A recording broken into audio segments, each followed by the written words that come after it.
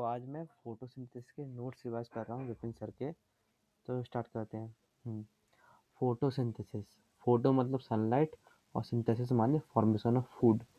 Plants sunlight से अपना खाना बनाते हैं, इसी प्रोसेस को हम फोटोसिंथेसिस कहते हैं, ठीक है। और sunlight he unlimited source of energy on earth है। हम्म, इसी प्रोसेस को वो सॉरी सारी एनर्जी वहीं से आती है, ठीक है। और ग्रीन पार्ट्स ऑफ प्लांट्स माने लीव्स, मतलब main leaves sunlight chlorophyll pigment को थ्रो ट्रैप करते हैं। ये सनलाइट को ये क्लोरोफिल पिगमेंट की थ्रो ट्रैप कर लेते हैं लीव्स में। अब प्लांट्स अपना खाना खुद बनाते हैं, तो इन्हीं को हम प्रोड्यूसर कहेंगे, ठीक है। Energy flow food chain. Energy एक ऑर्गेनिज्म से दूसरे तक फॉलो करती है, सिंपल मतलब चेन की तरह। एक मतलब प्लांट प्रोड्यूसर है, प्लांट को खाता है अपना herbivore, directly depends on plants, primary consumer है जी। फिर आते हैं carnivore, indirectly depends on plants, secondary consumer. Carnivore अपने एनिमल्स को खाते हैं, जो मतलब प्लांट को खाते हैं, तो ये इनडायरेक्टली डिपेंड्स और जो डायरेक्टली डिपेंड्स प्लांट पे हैं, ठीक है। और फिर आता है अपना इक्वेशन ऑफ फोटोसिंथेसिस।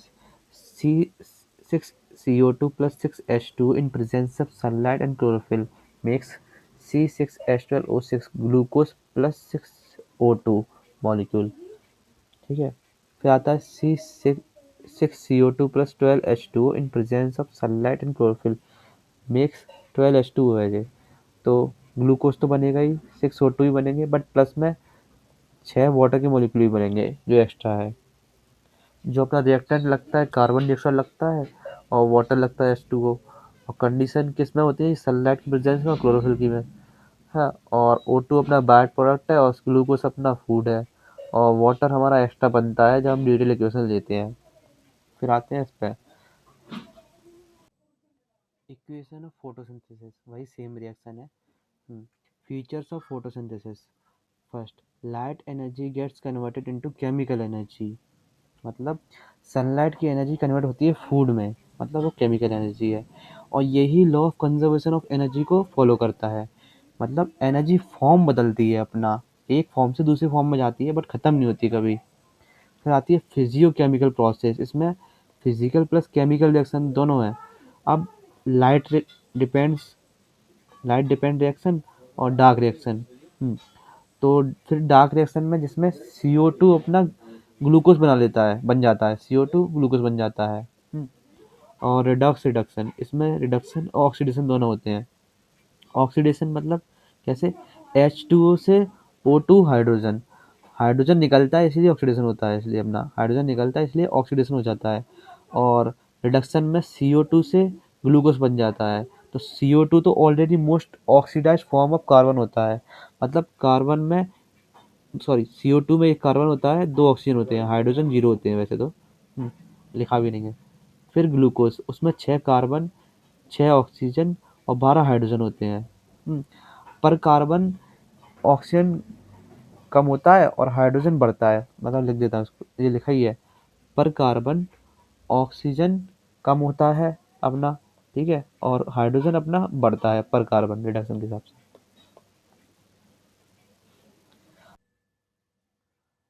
और जो हमें प्रोडक्ट्स मिलते हैं वो मिलते हैं ग्लूकोज और O2। और एनाबॉलिक प्रोसेस अपनी क्या है, एना मतलब होता है बिल्डअप, और छोटी छोटी चीज़ों से एक बड़ी चीज़ बनाना, सिंपल मॉलिक्यूल से कॉम्प्लेक्स मॉलिक्यूल बनाना। जैसे फोटोसिंथेसिस होता है ना, फोटोसिंथेसिस में CO2 और H2O से अपना क्या बनता है, ग्लूकोज। तो ये यानी प्लांट छोटी इनऑर्गेनिक चीज़ों से को जोड़कर एक बड़ा मॉलिक्यूल बना रहा है, जैसे फूड। CO2 और H2O को जोड़ के हमने फूड बनाया, तो एक एनाबॉलिक प्रोसेस है ये अपनी। इसीलिए हम इसको बिल्डिंग का प्रोसेस भी कहते हैं। जैसे जैसे बॉडी या मसल बनती है ना प्रोटीन से, वैसे। फिर आती है एंडोथर्मिक और एंडरगोनिक बोल सकते हैं प्रोसेस को। मतलब एंडर माने होता है अंदर, और थर्मिक माने होता है हीट, हीट या एनर्जी मतलब कह लो। मतलब ये प्रोसेस ना चलाने के लिए एनर्जी चाहिए होती है। और फोटोसिंथेसिस में एनर्जी कहाँ से मिलती है, सनलाइट से। प्लांट क्लोरोफिल के थ्रू लाइट अब्जॉर्ब करता है और उस एनर्जी को से ग्लूकोज बनाता है।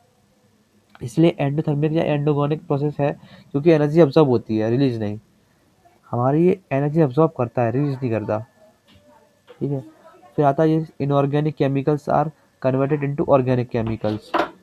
CO2 से अपना इनऑर्गेनिक केमिकल है, और ग्लूकोज अपना ऑर्गेनिक है, सॉरी ये तो इनऑर्गेनिक है जो फिर है ये inorganic chemicals are converted into organic chemicals.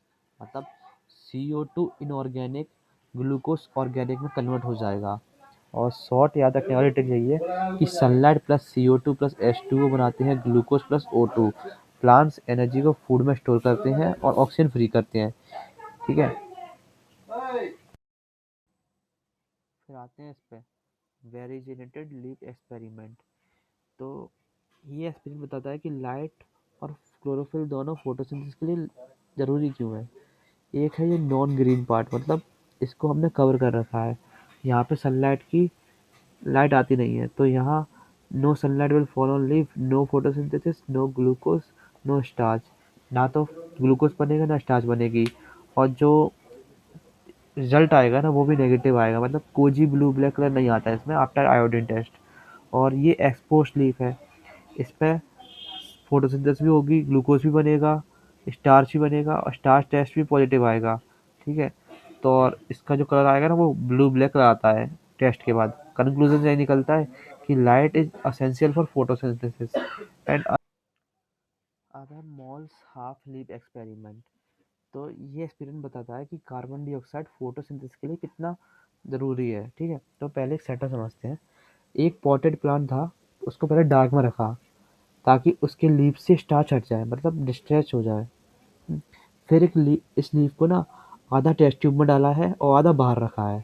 ठीक है, तो आउटसाइड द टेस्ट ट्यूब ना क्या होता है, अपनी एयर अवेलेबल है, CO2 अवेलेबल है। ठीक है, लीफ पर सनलाइट भी पड़ती है, मतलब सनलाइट भी ये लेगा आउटसाइड। ठीक है, फोटोसिंथेसिस होगा। ठीक है, ग्लूकोज बनता है, स्टार्च बनता है, स्टार्च टेस्ट भी पॉजिटिव आता है। और इनसाइड द टेस्ट ट्यूब क्या होता है कि टेस्ट ट्यूब में ना क्या होता है, टेस्ट ट्यूब के अंदर ना कॉटन प्लस QH बनाते हैं, मतलब पोटेशियम हाइड्रोक्साइड रखा जाता है। तो QH ना कार्बन डाइऑक्साइड अब्जॉर्ब कर लेता है और CO2 बचता ही नहीं है, मतलब QH ने कार्बन डाइऑक्साइड अब्जॉर्ब कर लिया तो बचेगा ही नहीं CO2। तो रिजल्ट अपना फोटोसिंथेसिस होगा नहीं, ना ग्लूकोज बनेगा, ना स्टार्च बनेगा, ना स्टार्च टेस्ट पॉजिटिव आएगा, मतलब नेगेटिव आएगा ये। तो स्टार्च टेस्ट नेगेटिव है तो नो ब्लू ब्लैक कलर भाई। और इसमें बताया था मैंने कि QH डला है, CO2 अब तक कर ली सब, तो कुछ होगा ही नहीं। कंक्लूजन ये निकलता है कि CO2 is essential for photosynthesis. Without CO2 plants food starch नहीं बनाता। जहाँ CO2 है वहीं स्टार्च बनता है। अब आते हैं प्रिस्टली एक्सपेरिमेंट। 1733 से 1804 तक ये जिंदा रहे थे मेरे ख्याल से। बेल्स आर एक्सपेरिमेंट इन्होंने 1770 में स्टार्ट किया और O2 इन्होंने डिस्कवर किया 1774 में। Told us about the importance of air, मतलब इन्होंने डिस्कवर नहीं किया, इन्होंने सिर्फ बताया, एक्सप्लेन किया। तो मतलब पिछले ने बेल जार यूज करके 3 केसेस में ऑब्जर्व किया कि एयर का क्या क्या इफेक्ट होता है जब माउस कैंडल और प्लांट अलग या साथ साथ होते हैं। तो केस 1 में इन्होंने क्या किया कि एक माउस को बेल जार के अंदर में रखा और उसको अकेला छोड़ दिया, बंद कर दिया। कुछ देर बाद माउस मर गया अपना। ठीक है, कंक्लूजन ये निकला कि माउस ने सारी फ्रेश एयर यूज कर ली और एयर खराब हो गई, तो CO2 बढ़ गया, तो वो मर गया। केस 2 में इन्होंने एक बर्निंग कैंडल रखी जार के अंदर, कैंडल कुछ देर बाद बुझ गई। कंक्लूजन वही निकला कि बर्निंग एयर ने एयर खराब कर दी और O2 खत्म हो गया, CO2 बन गया। तीसरे एक्सपेरिमेंट में केस में क्या किया, mouse plus candle plus mint plant तीनों साथ में रखे। All things were in equilibrium, candle was not too extensive, mouse was alive, mint plus, मतलब कैंडल बुझी नहीं, माउस भी जिंदा रहा, मिंट प्लांट भी ठीक रहा, सब कुछ बैलेंस में था, मतलब इक्विलिब्रियम में। कंक्लूजन यही निकला, प्लांट ने एयर को रिस्टोर क्लीन कर दिया, मतलब प्लांट ने O2 प्रोड्यूस किया जो माउस और कैंडल ने यूज कर लिया। प्लांट प्यूरिफाई द एयर जो एनिमल्स और बर्निंग कैंडल से खराब होती थी। लेटर यही प्यूरिफाइड एयर को हमने ऑक्सीजन कहा जो फोटोसिंथेसिस का प्रोडक्ट है। जूलियस वॉन सैक्स 1854। जूलियस वॉन सैक्स ने फोटोसिंथेसिस के बारे में दो इंपॉर्टेंट चीज़ें बताई। ग्लूकोज स्टोर्ड ऐसा starch in plants, chlorophyll are found in special bodies name chloroplast. थोड़ा डिटेल में बताता हूँ। ग्लूकोज स्टार्च में कन्वर्ट होता है, मतलब प्लांट्स जब फोटोसिंथेसिस करते हैं ना तो उनका मेन प्रोडक्ट होता है ग्लूकोज। वो पर वो ग्लूकोज डायरेक्ट स्टोर नहीं होता बल्कि स्टार्च के फॉर्म में स्टोर होता है। और क्लोरोफिल क्लोरोप्लास्ट में होता है। उन्होंने बताया कि ग्रीन कलर वाला पिगमेंट क्लोरोफिल पूरा सेल में फैला होता नहीं होता। मतलब जो एक पिगमेंट है वो पूरे सेल में फैला नहीं होता, वो एक स्पेशल जगह में होता है, उसे अपन क्लोरोप्लास्ट कहते हैं। यही फोटोसिंथेसिस का मेन साइट है। बस इन दो बातों से क्लियर हुआ कि फोटोसिंथेसिस क्लोरोप्लास्ट में होती है, उसका प्रोडक्ट स्टार्च के फॉर्म में प्लांट में स्टोर होता है। बस यही बताया उन्होंने। सो ये तो यहीं ख़त्म हो गया। अभी बस ये एनसीईआरटी है, इसको मैं थोड़ी देर से पढ़ लूँगा और मुझे लगता है इसकी वीडियो बनाने की ज़रूरत नहीं है ज़्यादा। तो अगर ये तुम्हें अच्छा लगा हो तो लाइक करना, कमेंट करना और शेयर करना। बाकी थोड़ा थोड़ा इम्प्रूव करता जाऊँगा मैं बस टाइम के साथ साथ।